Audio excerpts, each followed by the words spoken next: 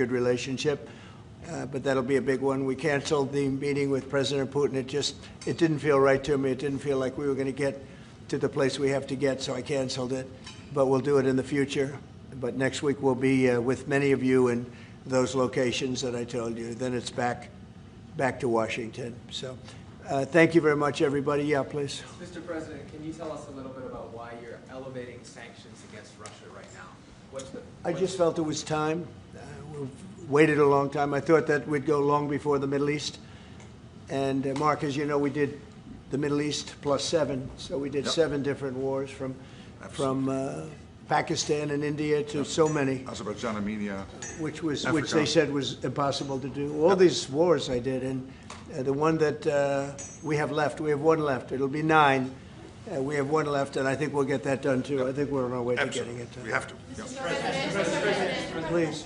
Mr. President, do you have a timeline for when you think this war is going to be over because of your leadership? No, I don't have a timeline. You can't have in war. It's hard to have a timeline. You know, so many things happen in war.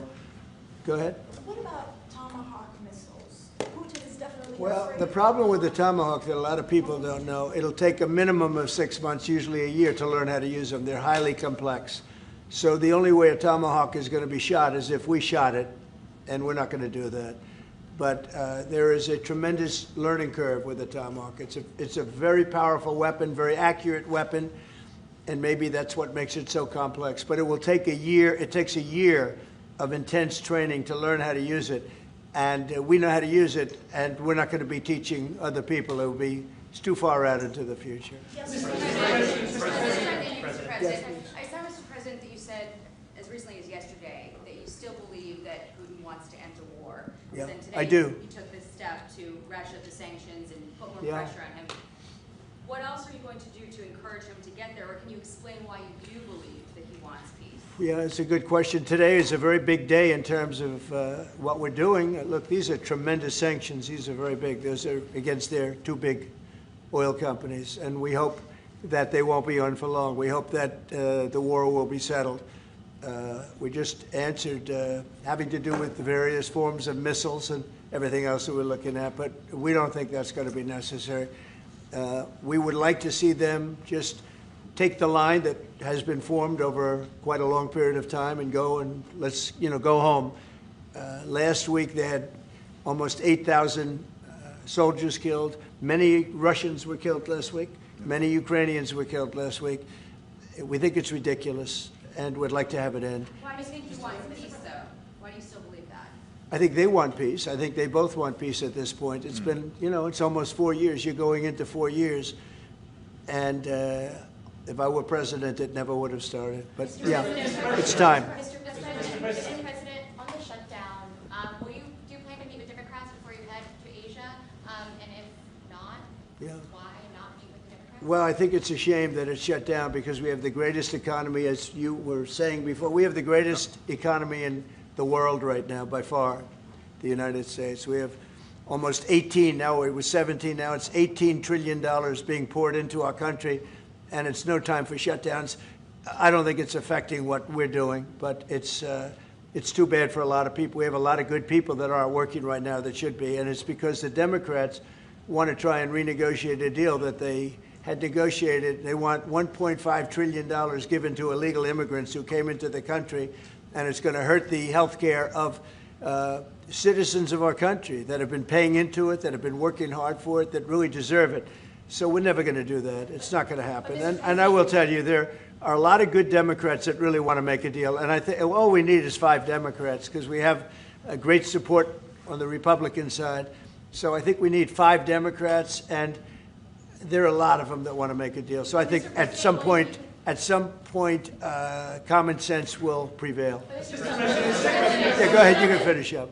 On the drug boat strike in the Eastern Pacific, Yeah. can you explain to us what that was about, how it was conducted? Yeah, sure. Well, they had one today in the Pacific.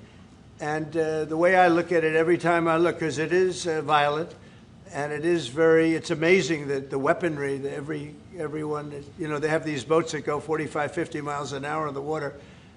And when you look at the accuracy and the power, look, we have the greatest military in the world. We have the greatest weapons in the world, and you see a little bit of it there. One shot, everyone dead center. And the only way you can't feel bad about it is you realize that you won't feel badly about it, is you realize that every time you see that happen, you're saving 25,000 American lives. Every one of those boats that gets knocked out is saving 25,000 American lives, not to mention the torn up families all over the country. And whenever I see that, I say to myself, I just saved 25,000 lives. I will say that there are very few boats traveling on the water right now. Actually, that includes fishing boats, that includes any other kind of boat. But there are very few boats traveling on the water.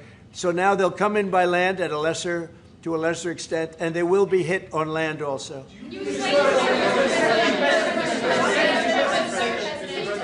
Go ahead, in the back, please. Do you have legal authority if they do come?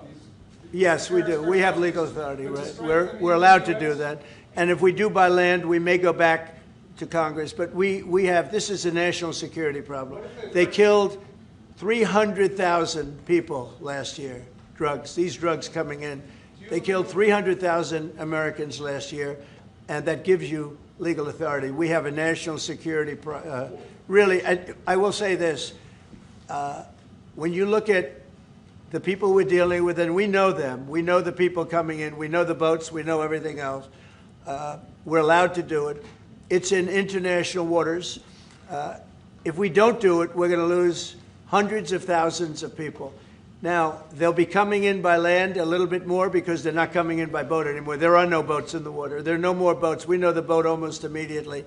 You know, it's pretty unusual when you see somebody with a fishing rod and 5 engines on the back of the boat. You know, you don't need that to go fishing. Wait. And we will hit them very hard when they come in by land. And they haven't experienced that yet, but now we're totally prepared to do that. We'll probably go back to Congress and explain exactly what we're doing when we come to the land. We don't have to do that, but I think, Marco, I'd like to do that. You may respond to that if you want. Yeah, well, I mean, the question is, bottom line, these are drug boats. If people want to stop seeing drug boats blow up, stop sending drugs to the United States. But does it matter if it's in the United States? Well, these are all in international waters. The boat. Would you do a strike in the United States, or if Northern? Well, that's a different matter. Now you're talking about a law enforcement matter. In this particular case, there are people traveling on international waters headed towards the United States with hostilities in mind, which includes flooding our country with dangerous, deadly drugs. And they're going to be stopped.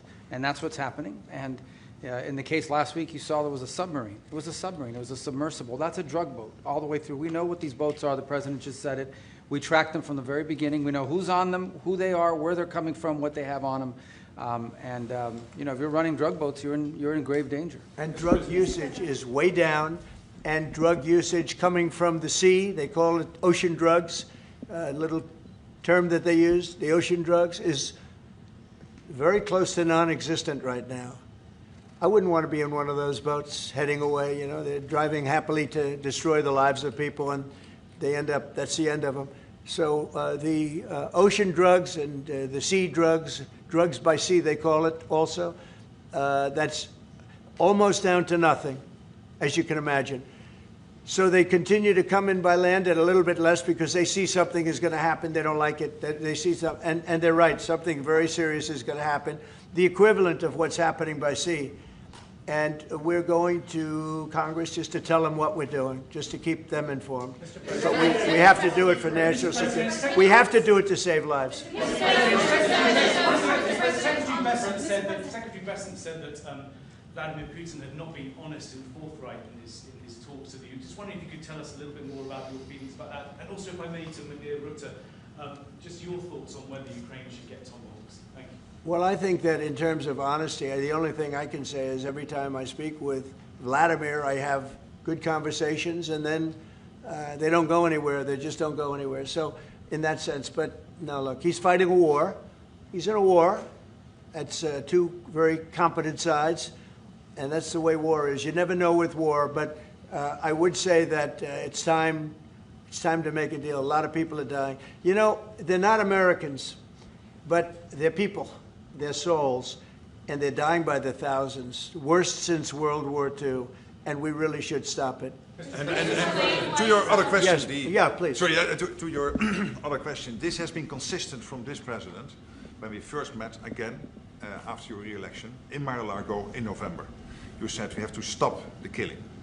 This is close to your heart, and this is your vision. That's why this war needs to end. When it comes to Tomahawks, whatever system, it's up to individual nations to decide whatever they want to supply to Ukraine. NATO doesn't take a position, but I can assure you this. When the president called me in July and said we want to again send weapons into Ukraine, paid for by our allies, the Canadians and the Europeans, that was an important moment. And that is now taking place, and the ambassador, myself, we're working hard at this. Already a couple of $1 billion of weaponry into Ukraine from the US, paid for by allies. So I'm not going to comment on about the Tomahawks, but when it comes to the US and all the support for Ukraine, it is there and it is close to the president's heart, and I know this. I will say this, and Mark can say it better than anybody. The European nations and Canada have really pulled together, and it's beyond even that. I mean, it's really beyond that. I was with the Australians and New Zealanders, Japan, they all if you want to help. really add them up, we could really add them up. But NATO, basically, European and Canada and a lot of other nations, they've really band together. They are not happy about what's happening with Russia and Ukraine. They're not happy at all. Neither am I. Mr. President. Jeff? Sir, just changing this topic slightly, I see you've got the model of the White House and the ballroom. Many people were surprised the entire East Wing is being demolished, because you had said initially that the ballroom would just touch or would not Well, touch certain it. areas What are being happened? Can you tell us what happened? certain areas are being left. We determined that after really a tremendous amount of